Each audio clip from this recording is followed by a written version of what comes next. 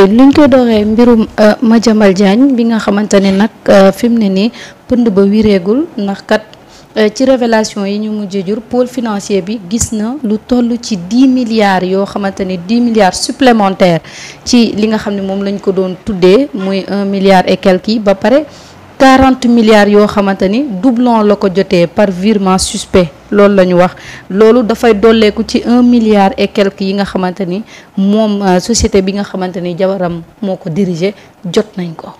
Alors une société familiale gérée par sa femme et ses 6 autres enfants. 7. Madiambal moo la gën a xam lan moo xew. wallaay te moo la gën a xam ci lan la taqee. Et malheureusement il pense être sur une bonne stratégie de défense. mais mu ngi gën di enfoncer boppam. parce que je lis aujourd'hui ci journalam moom mi nga xamante ni moo ko fondé moom ko muy bind di jéem a expliquer comment il a fait pour sortir du territoire. kay daf ñoo. quelque part. foye bëgg a jaxase xelu ñenn ñi. quelque part bëgg a jéebaane ci biir ne top bi. kii senn mu ngi ci seen biir wër leen ko ci seen biir vous n'êtes pas yéen ñëpp clean. et quelque part jéem a tagg professionnalisme ñenn ñi nga xamante ni ñoom la dajeel à l'aéroport et tout ça mu def ko ngir benn mbir rek mooy mandat d'arrêt international bi nga xamante ni décerné nañ ko via Interpol te loolu le pôle des juges du pôle cabinet du pôle financier def ko jaar ko via Interpol moom la bëgg France teg ci tànkam. Pourquoi ma wax loolu parce que boo gisee ci communiqué bi dafa évoquer sa sécurité physique quoi. ne ki nga xamante ni moom moo ko signalé ne bu demee dañ koy def garde à vue. nee na ko na def même attention ci ni muy lekk ak la muy naan garde à vue duñ la jox nga lekk duñ la jox nga naan sa waa kër ñoo lay indil looy lekk ak looy naan te bu ñu ñëwee dañ la koy jox directement. donc foofu il n'y a pas à évoquer sa sécurité physique. parce que amul lenn lu nga xamante ni war na mën a am atteinte ci moom parce que policier ba fay garde du la jox nga lekk du la jox nga naan. lekk geeg naan gi sa waa kër ñoo la koy indil donc bu amee lenn lu nga xamante ni am na ci day jógee ci ñoom ça c'est un. Deuxièmement mu bëgg a qualifier affaire bi de complot ourdi contre sa personne alors que mbir yi du benn complot c'est des rapports yu nga xamante ni y a 18 millions de Sénégalais qui sont dans ce pays-là est-ce que les 18 millions de Sénégalais gars yi dañuy tëb rek xool ku leen neex rek bindal ko ne ko yow tu es mêlé dans cette affaire-là et que tu n'es pas mêlé dans cette affaire-là et sérieux bi nga xamante ni moom laa yàgg di wax ne CENTIF moom la sérieux mooy que ne musul bind nit ci rapport am te fekk ne laalewoo ca la nga xamante ni moom la lay tudd donc Madiambal Diagne c'est bel et bien ana lan la def et ban niveau la toll ci mbir mi moom moo ko gën a xam ñi nga xamante ni ñoo si nekk sax di wax aujourd'hui 21 milliards lañ doon wax aujourd'hui on parle de 40 et quelques milliards. Et ces 40 et quelques milliards là dont on parle mais Madiambal Diagne moo la gën a xam ne loolu am na est-ce que c'est fait exprès pour mu jot un doublon ou pas loolu c'est à lui de nous expliquer comment il a fait pour jot autant de milliards mais doublon ci ay milliards ah loolu nag moom sa waay ab société di ko juumee de nañu waxante dëgg rek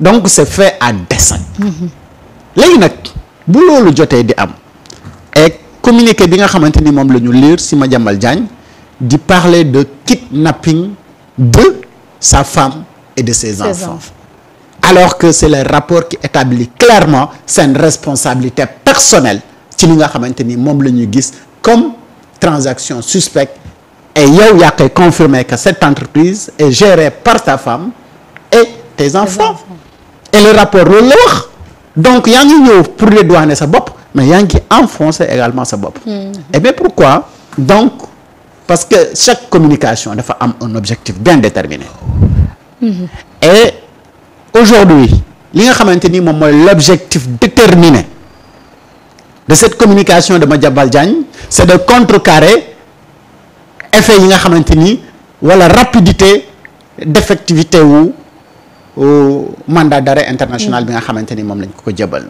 parce que l'autre jour maa ngi doon expliquer na alors bu ñu amee mandat d'arrêt international donc arrestation bi c'est pas automatique parce que dafa am ay conditions yi nga xamante ni pays étranger bi mu nekk moom daf koy étudier ci mandat d'arrêt boobu est-ce que respecté na lii ak lii ak lii ak lii donc moom mu ngi bëgg a wax ne dafa daw làqutu ji France pour sa sécurité parce que xibaaroon nañ ko ni bu demee dañ koy garde à vue te dinañ ko sax jéem a fexeel physiquement nu nga xamante ni dañ ko ciy gaañ et mu ne lii yëpp gars yi dañ koy def parce que dañu am benn haine bu ñu am jëmale ko ci moom moo tax façon bu ñu ko mën a fexele dinañ ko fexel mais gars ñi est-ce que ñoom ñoo ne ko demal nga am ak Ellipse Group comme démarcheur et comme consultant ba jël xaalis bi ci anam bu nga xamante ni waroo ko am est-ce que kooku nit ñee dem defal ko loolu wala moom moo ko defal boppam ana donc kan mooy comploteur bi kanaa moom mooy comploteur u boppam wala ki ko jox marché bi wala ki ko defal virement yu doublon yi kooku moom mooy comploteur am bi donc il faut qu'on apprend à respecter donc les Sénégalais et de nos institutions ñu xam ne on a un pays sérieux et ce pays là corps yëpp à tous les niveaux kenn ku si nekk da nga def di def un travail très sérieux ne serait-ce que loolu rek waroon na tax moom mu am gàcce pour expliquer naka la def ba nga xamante ni dafa génn réew mi beneen bi mooy dafa bëri lu nga xamante ni dafa ci mën a fekk et Madiambal s'il vient ou s'il ne vient pas il sera jugé parce que jugement par contumace moom sénégalais yi lay kenn dootu ko wax wallaay mën nañ la juger par contumace après nag la cay topp mën na caa topp et loolu même bu fekkee ne mandat d'arrêt international bi le temps que gars yi di xool les conditions lii jotu tenir le procès si yow bu jotee gars ñi mënuñu laa tere ñu tenir ko léegi yeneen démarches yi nga xamante ni ñoom ñoo ciy topp après daf ciy topp d'accord et après nag bu ñu jàppee le contumace parce que moom véritablement c'est un contumace maintenant léegi moom moo lay wax ne jot na la convocation parce que biñ koy delloowaat passeport am ak téléphone am dañ ko boole ak convocation bu mu war a wuyu ji à la DIC le lendemain à 12h. donc moo ko tay daw moo ko tay dinañ ci ñëw contrairement ak góor gi jaxate bi ma déggoon muy wax lu nga xamante ni dara wóoru ko kooku xel mi neexul waaw loolu dinañ ci ñëwaat dinañ ci ñëw léegi doyen Samba sa jàngat par rapport ak le cas Madiambal ak li nga xamante ni bees na ci quand même beneen mbir moo xam ne doon layku na ci biir yeneen dana ci bees ah bon waaw Madiambal a voulu manipuler l'opinion mais chaque jour rek on découvre la vérité Madiambal nous avait dafa présenté woon boppam comme un démarcheur wala rapporteur d'affaires ah fan yi dinaa leen wax ne Madiambal n'a même pas amené cette société là ici au Sénégal ah waaw lu leer laa la wax Ellipse projet du moom moo ko fi indi kon kooku nan la def ba ñëw Madiambal daa buruxlu dafa buruxlu ci biir waaw mais du moom moo ko fi indi deuxième indice ma leen di jox danaa ci ñëw vérifiez bien si ces milliards là yi ñuy wax est-ce que bu fekkee ne dugg na ci compte Madiambal est-ce que l'homme de Maroc amu ci connexion loolu tamit dama Madaar day lu ne lu ne rek loxo ma nga cette affaire là bu ci Madiambal daanoo day génne une autre facette de ni Macky nekkee woon ci dëkk bi moo tax ñu ngi def tout pour brouiller les pistes en fait on veut pas nous orienter vers après Macky bëgg naa ñu ubbi ci parenthèse waaw ak waxam yi nga xamante ni wax na ko moom i tamit d'accord Samba continue xoolal on est en train de nous xoolal di ñu tegal ay sujets yoo xam ne daf ñuy orienter ci leneen li nga xam ne du mooy le véritable problème yii muy wax nii yëpp ah ma ne la Madiambal veut nous amener ci propre terrain yam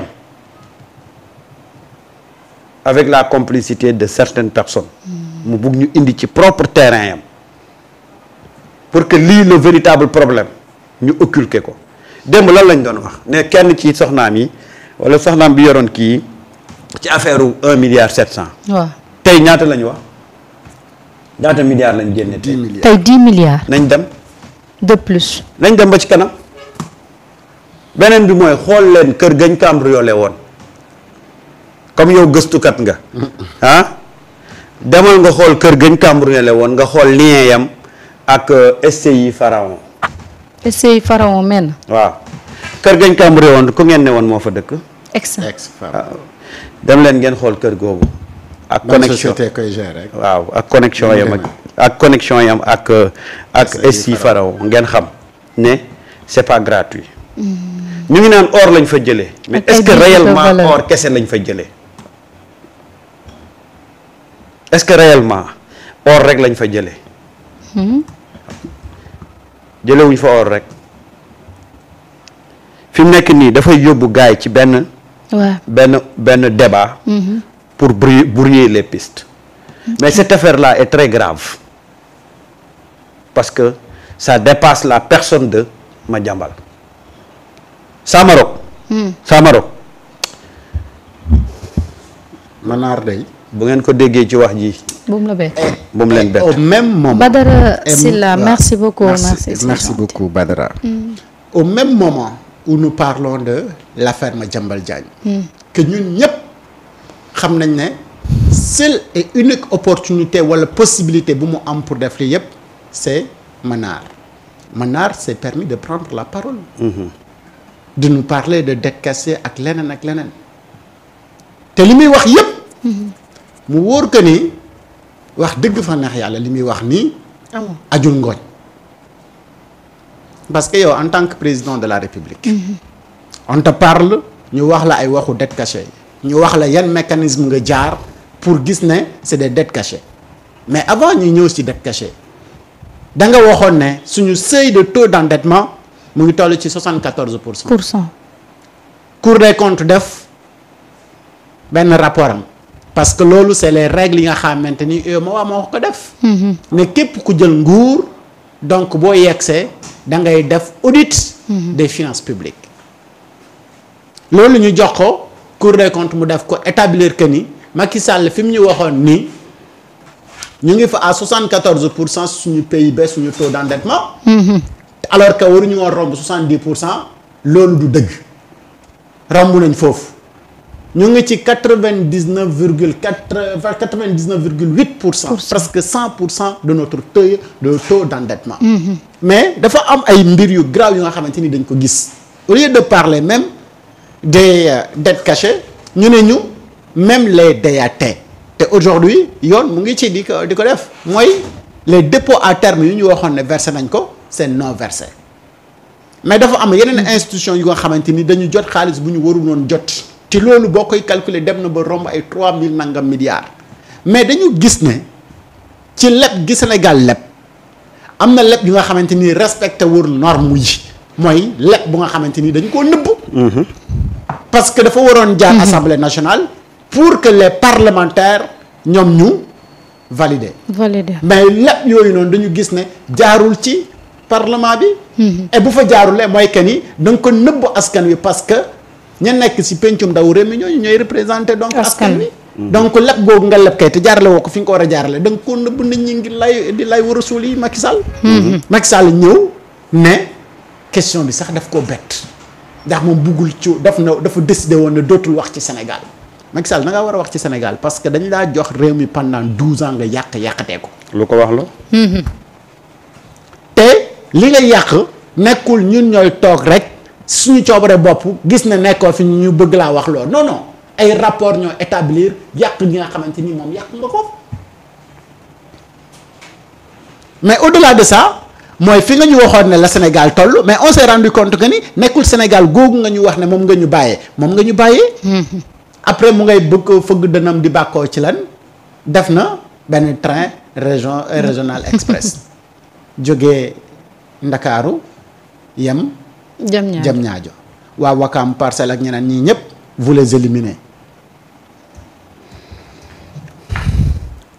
à ban coût nga ko jëlee. surtout. des milliers de milliards ñu ne boo ko comparé dem ci beneen dëkk bu mel ni Maroc wala Afrique du Sud wala yeneen dëkk yi ci même coût bi normalement train bi waroon na jógee Ndakaaru ba Mbox ba Tamba ba Kidira. waaye ak benn port sec waaw benn port sec. ak communauté yi ci waroon am yëpp. ak port sec pour. on avait prévu un port sec. mais Macky def ñu yëpp.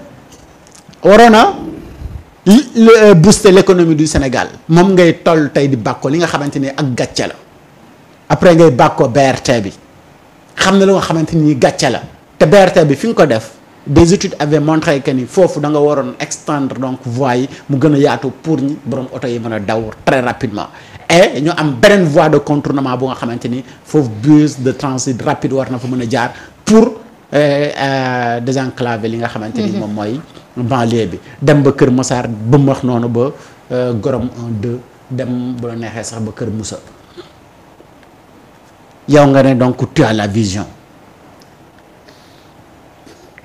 non mais c'est-à-dire on est dans un pays moo xamante ni. du comprendre de non c'est-à-dire waa ji daf ko gérer yàq ko ba ñëpp xam ne daf ko yàq. mu gën ñoo rey la tey mu toog bëgg a jouer ak les Sénégalais ci ay wax yu nga xamante ni amul bopp amul genn. c'est-à-dire lenn lu nga xamante ni wax na ko lu mën a aajum ngooñ amu fi.